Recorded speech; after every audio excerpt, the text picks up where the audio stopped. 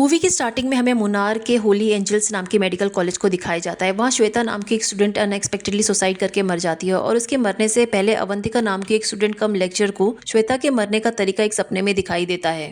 लेकिन जैसे अवंतिका ने सपने में देखा था वैसे ही श्वेता के मरने को देखकर अवंतिका शॉक हो जाती है, क्योंकि अवंतिका एक न्यूरो डॉक्टर है और वह ऐसी स्ट्रेंज इंसिडेंट को बाहर नहीं बताती है, क्योंकि इससे उसकी ही रेपुटेशन खराब हो जाएगी, इसलिए वो किसी को कुछ भी नहीं बताती।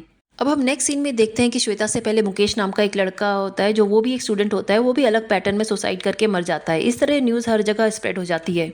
कॉलेज के बारे में अलग अलग तरह की अफवाह भी फैलने लग जाती है कि कॉलेज में भूत है, डिफरेंट तरह के एलिगेशन भी कॉलेज पे लगते हैं। तब कॉलेज के प्रिंसिपल जॉन कहते हैं कि हमारे कॉलेज 75 साल से चल रहा है, इसलिए हम कोई हमसे जलता है और जानबूझकर ऐसी अफवाहें फैला रहा है। तो वो कहते हैं कि लेक्चर्स भी उनकी बात लेकिन मान नहीं रहे हैं। तब वो लेक्चर्स को समझाते हैं कि यहाँ कोई भूत वूत नहीं है। तो फिर वो डिसाइड करते हैं कि हम एक पैरानॉर्मल इन्वेस्टिगेटर को बुलाते हैं, वो आएगा यहाँ पे चेक करेगा, हमें सर्टिफिकेट देगा और इसके बाद तो सब कुछ नॉर्मल हो जाएगा। अब मुंबई में रहने वाले एक फेमस पैरानॉर्मल इन्वेस्टिगेटर उमा को कॉलेज में इन्वेस्टिगेशन करने के लिए इनवाइट किया जाता है। नेक्स्ट सीन में जॉन अपने कॉलेज के डीन से कहते हैं कि पैरानॉर्मल इन्वेस्टिगेशन करेगा तो सर्टिफिकेट भी देगा, जिससे हमारे कॉलेज का रेपुटेशन अब वापस से अच्छा हो जाएगा। अब कॉलेज में आए हुए उमा को जॉन पूरा कंडीशन एक्सप्लेन करता है और ये सुनने के बाद उमा कहता है कि मैं कल सुबह से इन्वेस्टिगेशन स्टार्ट करूंगा और केस एक्सपेक्ट करूंगा।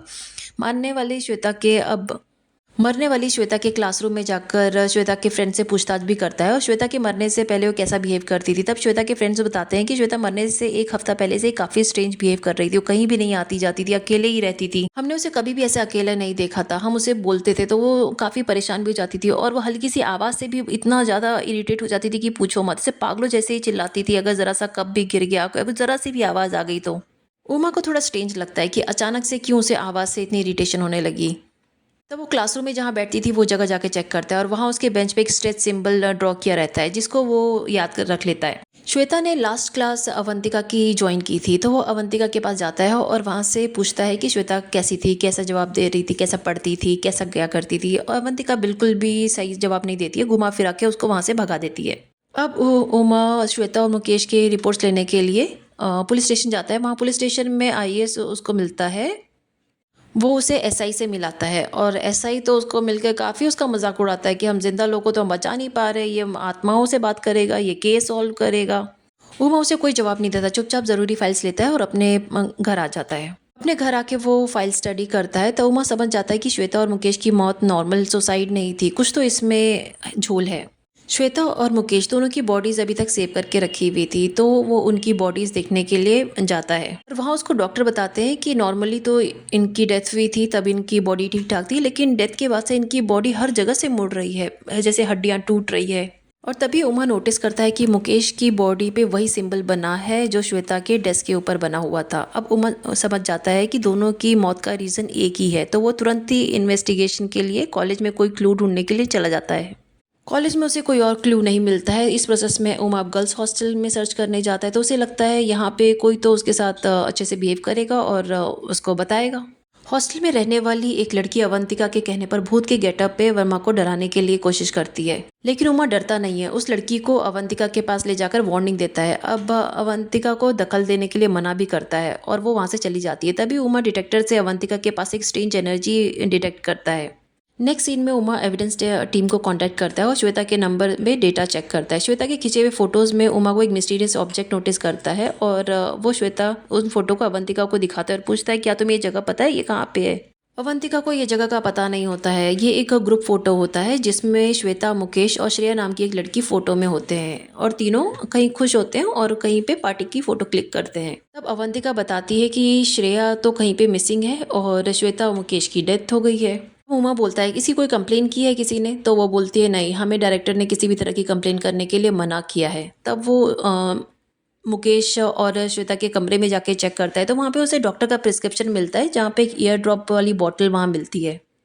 अब उमा वो प्रिस्क्रिप्शन लेके उसी डॉक्टर के पास जाता है और डॉक्टर के पास जाके पूछता है कि क्या आपके पास वो आई थी श्वेता। तो वो बोलते हैं हाँ मेरे पास आई थी और काफ़ी अजीब प्रॉब्लम लेके आई थी। वो बोल रही थी कि उसके कान में अजीब तरह की आवाज़ें सुनाई देती है, कान में हमेशा दर्द रहता है। जिस तरह का कान का दर्द वो बता रही थी वो मेरे लिए काफ़ी स्ट्रेंज लगा, क्योंकि मेडिकल टर्मिनोलॉजी में इससे साउंड को साउंड एजुकेशन कहते हैं। ऐसा कोई क्लियर प्रॉब्लम नहीं है कि उसे ऐसी आवाज़ें अचानक से क्यों सुनाई देने लगी, जब कल से नहीं सुनाई दे रही थी और आज अचानक से सुनाई देने लग गई। मैंने उसे ईयर ड्रॉप्स रेफ़र किए थे, लेकिन वो बता रही थी कि वो नैनो साउंड को भी सुन सकती है। मतलब बहुत दूर भी कहीं हाई फ्रीक्वेंसी वाली कोई ऐसी आवाज़ कुछ हो रही होगी तो वो भी इतनी तेज़ से उसको सुनाई देता था कि सुई भी गिरने की आवाज़ उसको बहुत ही ज़ोर से सुनाई देती थी।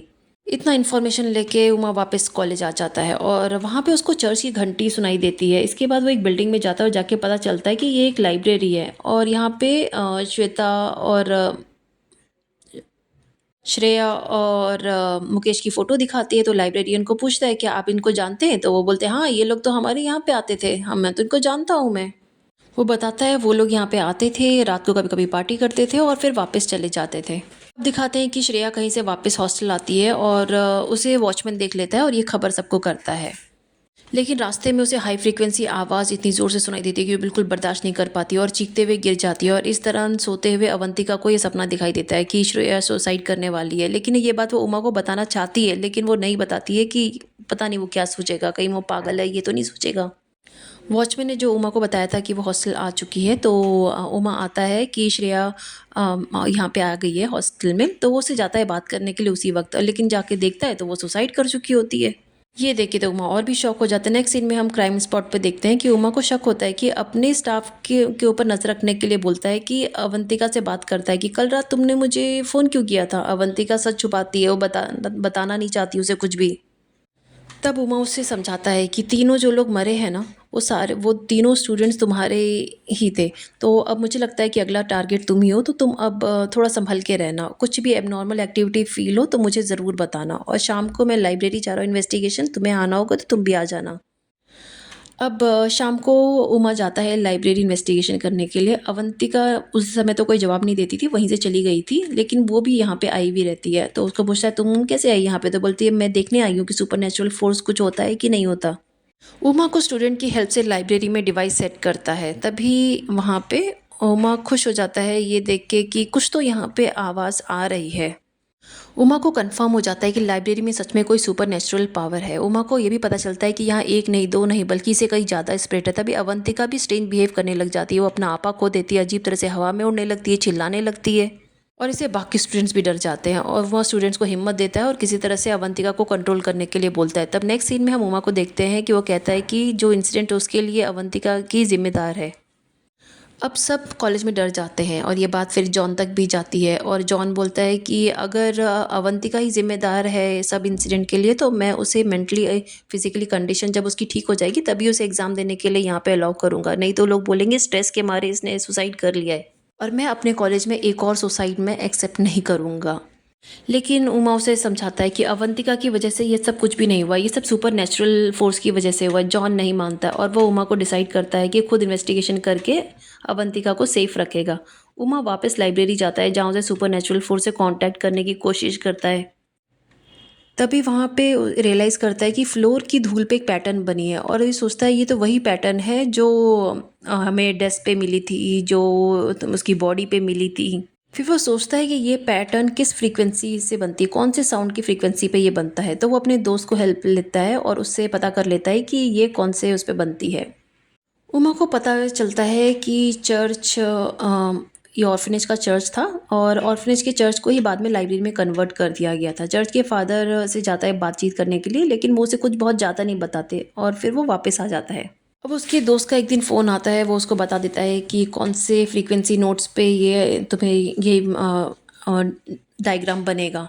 उमा म्यूज़िक को पसंद नहीं करता था क्योंकि बचपन में वो पियानो बजाता था और पियानो बजाने से उसकी बीमार माँ को वो टाइम नहीं दे पाया, जिसकी वजह से उसकी माँ की मौत हो गई। तब से वो म्यूज़िक से बिल्कुल दूर रहने लगा, लेकिन उसे केस सॉल्व करने के लिए और कोई ऑप्शन नहीं था, उसे म्यूज़िक पर फोकस करना पड़ता है और वो म्यूज़िक के नोट्स प्रिपेयर करता है, कार में बैठकर नोट्स लिखता है। और उमा को याद आता है कि रेडियो में फ्रीक्वेंसी सेट की जाती है, तो अपनी कार में भी फ्रीक्वेंसी वो सेट करता है और फ्रीक्वेंसी सेट करते ही अनएक्सपेक्टेडली कार जंगल के एक लोकेशन पर चली जाती है। उमा वहाँ पे एक आदमी को कॉफिन बनाते हुए देखता है।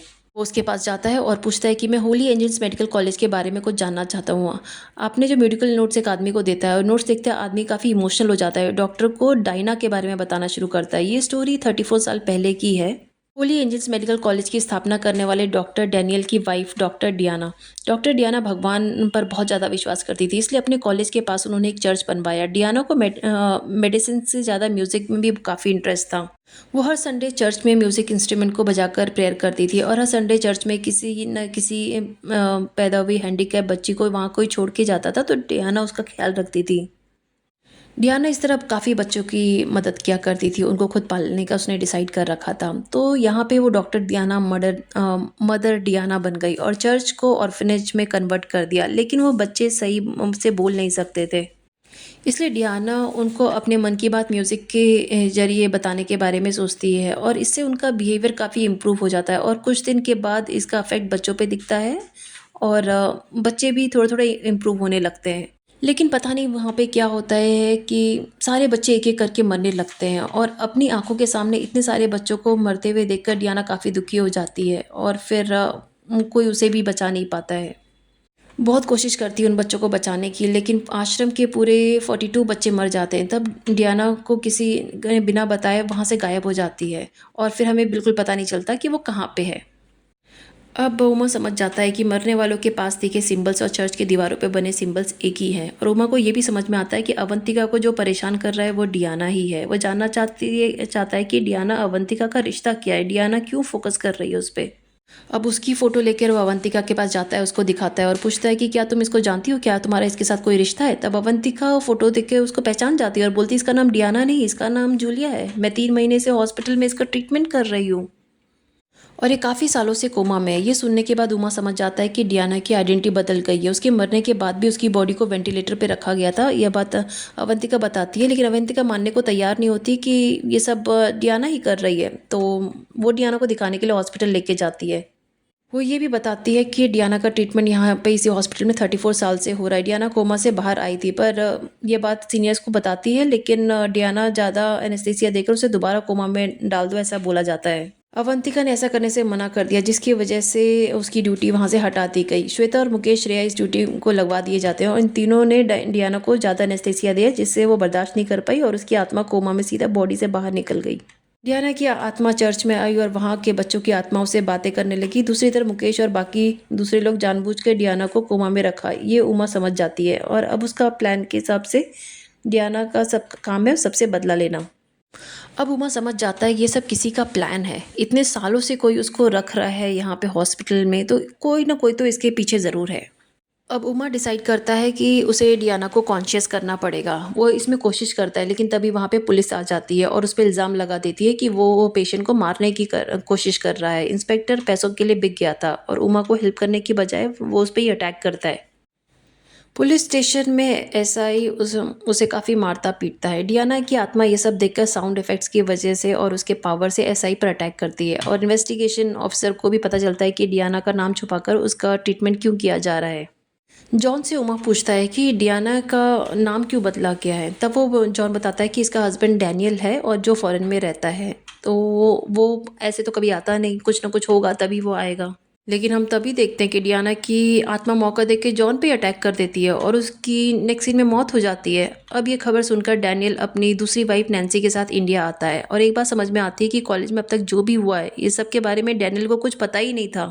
और जब वो कॉलेज आता है डैनियल और वो देखता है कि कोमा में पड़े डैनियल को डायना को देखकर डैनियल समझ जाता है कि ये सब हालत नैन्सी की वजह से हुई है। वहाँ से स्टोरी फिर से फ्लैशबैक में जाती है और डैनियल अपने डैनियल अपनी बीवी से काफ़ी प्यार करता था और इधर डायना अपने म्यूज़िक से बच्चों को क्योर कर रही थी। इसे नैन्सी को काफ़ी अच्छा नहीं लगता है। नैन्सी इलेक्ट्रोमैग्नेटिक वेव टेक्नोलॉजी की से बच्चों को ठीक करने की कोशिश करती है, लेकिन बच्चे तो डायना के म्यूज़िक से ठीक हो रहे थे, तो वो सोचती है इसे तो उसे ही फेम मिलेगा और नैन्सी एक्सपेरिमेंट छुप छुप के बच्चों पे चालू रखती है, जिसकी वजह से बच्चे मर जाते हैं। अब डायना को ये बात पता चलती है और वो डैनियल को बताना चाहती है कि सबके पीछे नैन्सी का हाथ है।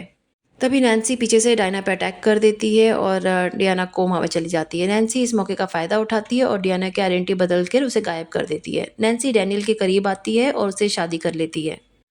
अब कुछ सालों बाद नैन्सी को पता चलता है कि डियाना की आत्मा वापस आ गई है, तो ब्लैक मैजिक के ज़रिए वह खुद को प्रोटेक्ट करने की कोशिश करती है। ये जानकर डैनियल नैन्सी पे गुस्सा होता है, तभी नैन्सी एक पॉइज़न इंजेक्शन देकर डैनियल को ही मार देती है। नेक्स्ट इनमें हम देखते हैं कि उमा को सब समझ में आ जाता है और तभी नैन्सी उस पे अटैक करने आ जाती है और नैन्सी सोचती है कि सारी प्रॉपर्टी अब उसकी है, अब डैनियल भी नहीं रहेगा।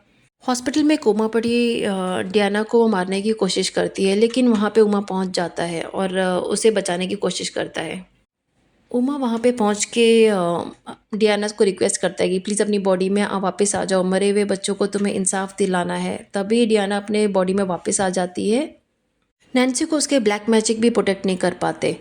बहुत ज़ोर-ज़ोर की आवाज़ें से बच्चों की आत्माएँ भी आ जाती हैं और वो सभी मिलकर नैन्सी को बुरी तरीके से मार डालते हैं। इससे नैन्सी के मरने के बाद सारी प्रॉपर्टी अथॉरिटी डियाना के हाथ में आ जाती है और वो वापस से अनाथालय शुरू कर देती है और बच्चों की सेवा को ही अपना सब कुछ मानती है। अब उमा की हेल्प से अनाथ बच्चों की आत्माओं को भी शांति मिलती है, ये केस भी सॉल्व हो गया और वो एक नई केस की तलाश में एक दूसरी जगह निकल जाता है और यहीं पे मूवी ख़त्म हो जाती है।